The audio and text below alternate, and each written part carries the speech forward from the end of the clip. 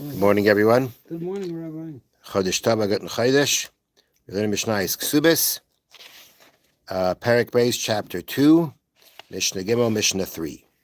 Okay, so we have been discussing the concept of migo, the concept that a person strengthens their claim based on the fact that they could, if they were lying, they could have said a better lie. And then we even had an even stronger migo called Hapesha Asa Pesha Hiter, where the point is that if you were lying, your better claim would have basically won you the case. Without any question, you would have gotten what you wanted if you would have made that lie. And if even and then when it comes out that you say the other claim, the weaker claim, that's an even stronger proof to the fact that to say that what you said was true. Now our Mishnah is going to be talking about the following case.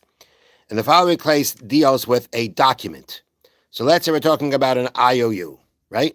Talking about an IOU.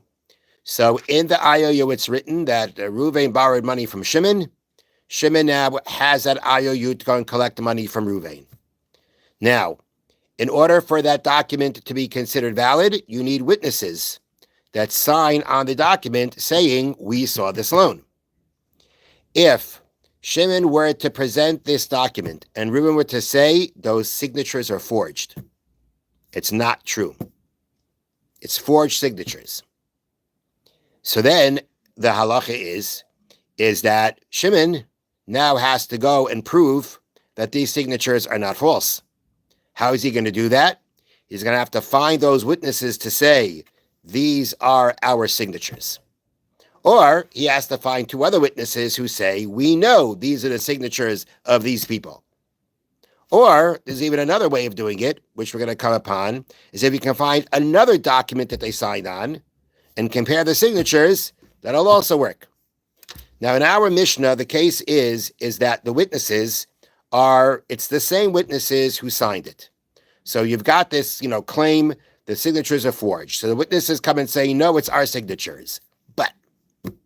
And that's the discussion of the Mishnah. The but here is that they're going to say, yeah, we signed it, but we shouldn't have, because we weren't kosher witnesses. So they're saying it's their signatures. They're saying they are the witnesses to what took place in the document, but we shouldn't have been the witnesses.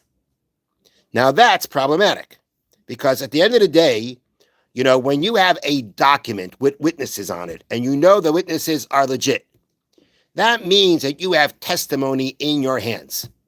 And if you have testimony in your hands, no one can go ahead. Let's say that the borrower would say they were invalid witnesses, which is going to be, which we're going to see that soon. They're going to say the borrower to say, oh yeah, they signed it, but you know what? They were minors at the time. He wouldn't be believed.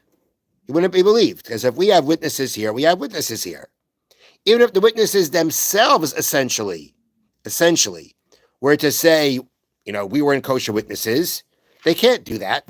If you give a testimony, you cannot go and then retract the testimony, or to say, I was no good, as we will see. But in our case, in the Mishnah, perhaps things could be different because of the concept of Pasha Asar, Pasha Hiter, the stronger migo that we've been discussing until now. So let's read. Ha'edim sha'amru, the witnesses that said, Ksav yadeinu huzeh. These are our signatures. We signed it, no question. It's not forged. V'lanisim hayinu, we were forced to. The guy held the gun to our head to sign it. Katanim hayinu, we were minors. We were before bar mitzvah then. Psulayedis hayinu, or we were invalid witnesses at the time that we signed it. We were not kosher witnesses because, as I explain here on the bottom, for example, they said that they were related at the time of the signing to the wife of the lender or the borrower. Okay, they were relatives through marriage to the people involved at that time. At that point of time, they could not have been witnesses. Now, if the woman gets divorced, right, they're not related anymore to the borrower or the lender, they could testify.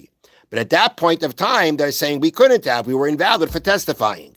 So in all these cases, these witnesses are saying, yes, we signed it, but we were not kosher witnesses. Essentially, you can't do that, as we just explained, because if the testimony is here, and it is, because we know it's not forged, you can't just say, well, it still doesn't work, unless you really prove it.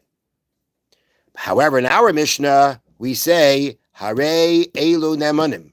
In our Mishnah, they will be believed. They will be believed to say that we were invalid witnesses. Why? Because they have the stronger migu. They have the pesha asar, the pesha hitter. For instance, so let's see over here. They came in to say the borrower said forged, right? And they came in now and they said not forged, but we're in kosher. If they were lying, they could have made a much better lie. They could have said it's not our signatures. They're trying to say that their testimony is no good, right? That's what they're trying to say. Now, if they would have said it's not our signatures, there would be nothing more to do than to say that their testimony is no good. That would have gone over perfectly. Because if at the end of the day, the bar has a right to say it's forged, and the witnesses say, Kaka, it's forged, then there's nothing to go forward now. There's nothing more to do. If they were lying about them, if they were really kosher witnesses, but they're trying to make a lie. So why say the weaker lie of we were invalid witnesses when you could say the much better lie of it's not our signature? That's the kind of migu. That's the pasha asa pasha hitter. That's what it means. The mouth that forbids, the mouth that permits. Because basically, it's they it's only they who even validate their signatures. Without them, we wouldn't have anything to work with. Because he claims they're forged, you need to substantiate their signatures to say it's okay, and they say it's not okay. You know, if they would have said it's not okay, nothing would have been done. It would have been not okay. The borrower would have won. They couldn't be collected from. If they're lying to go in and support him, it would have been the greatest lie to say, but they didn't do that. They went and said a much weaker claim of we signed it, but we weren't kosher. So here we apply the stronger migu, the stronger proof of if they were lying, they could have said a better lie here, and they're believed to say that we were not valid. And as we said in yesterday's Mishnah, even Rabbi Yeshua typically wouldn't rely on a regular migu to go ahead and collect money. In this case, he would. Now, the Mishnah concludes, similar to yesterday's Mishnah, now if let's say there are other witnesses that this is their signature. Not them, somebody else. Other witnesses came for you. Have other witnesses to say it. Or you have their signatures coming from somewhere else. Like I said before, you have a different document that they signed on, and you compare the signatures, and you say, it works. So now we have other sources other than them to say that the signatures are valid. Then they're not believed anymore.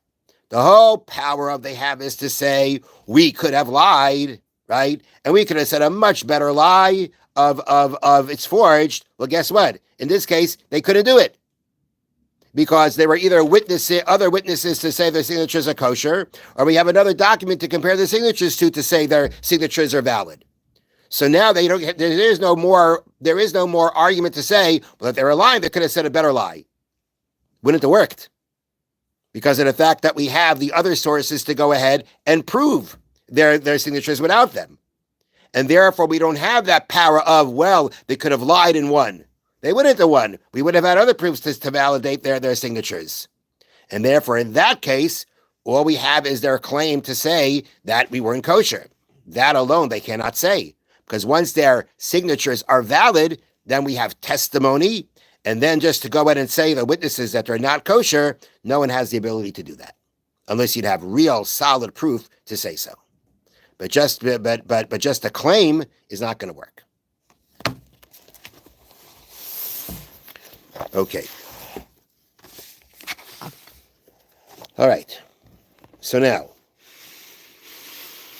the Imra alav devar hikar meshanira al yadam she'emesu mashasipru lo yalav shu asa lo yadibra alav kach v'kach. So again, we get into a case of rechila. Somebody says to you, so and so wants to do this to you, has done this to you, has said this about you, and the whole discussion now has been, can you believe it?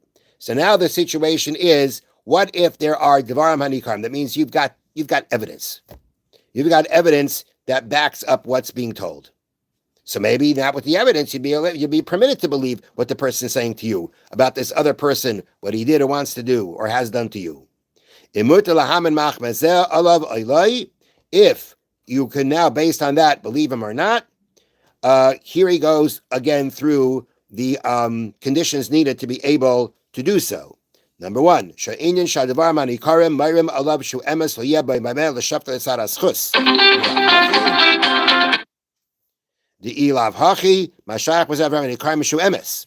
first thing is that you have to go ahead and know that this evidence is evidence that it's absolute, in the sense that, okay, this is evidence that he hurt me, that he said this about me.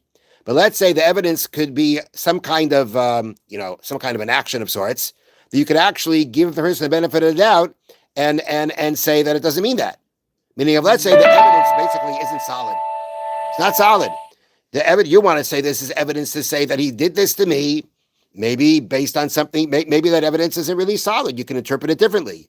If that's what it is, then you're already missed. Then you don't have evidence to be able to even consider the possibility of going ahead and accepting it. It could be that the evidence that's being put forth, the person who said this, who made the accusation against the person, that he said something against you or did something against you, he actually misinterpreted that evidence, and based on that, he went ahead and made this and came to this conclusion.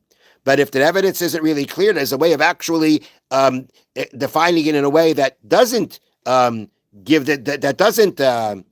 incriminate that person, then of course you don't have enough evidence to be able to believe it. Have a wonderful day, wonderful Shabbos, Chodesh Tov, a good Chodesh. Thank you, Rabbi. Okay, I've been